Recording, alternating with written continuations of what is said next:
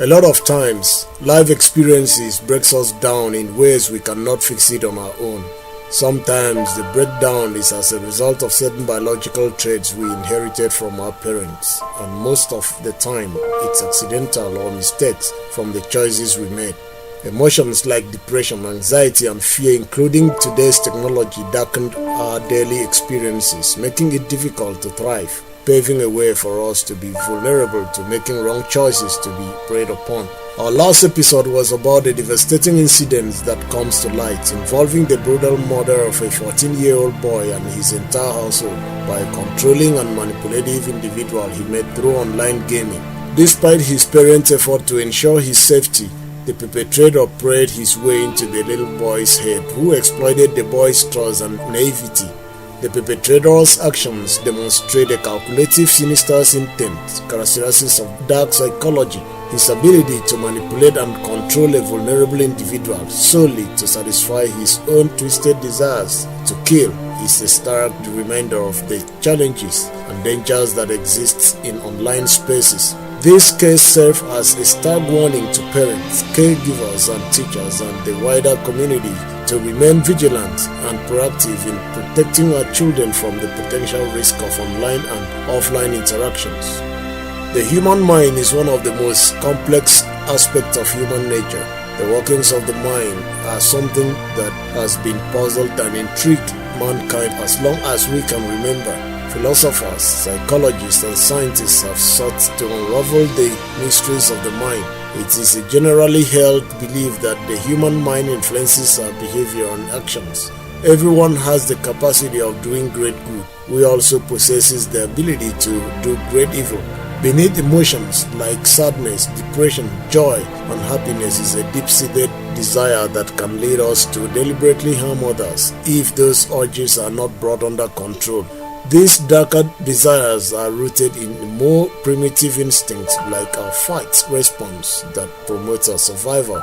I relate social engineering with dark psychology, a study of the human condition in relation to the psychological nature of humans to prey on others. In lay terms, dark psychology explores that aspect of human nature that allows us deliberately and willfully take actions that bring harm to our fellow humans. Mind you, the use of prey in this context does not necessarily translate into the physical harming of a person, although there is a branch of dark psychology that is dedicated entirely to this. Then social engineering is the art and science of humans hacking, which the hacker comes with dark psychology as a tool. The Christian Holy Book talks about how the heart of a man is desperately wicked. We have all encountered that one individual who we have described as exceptionally calm or reserved in a social settings, that only for this same individual to perpetrate an act so devious that we find it difficult to associate that act with this individual in question.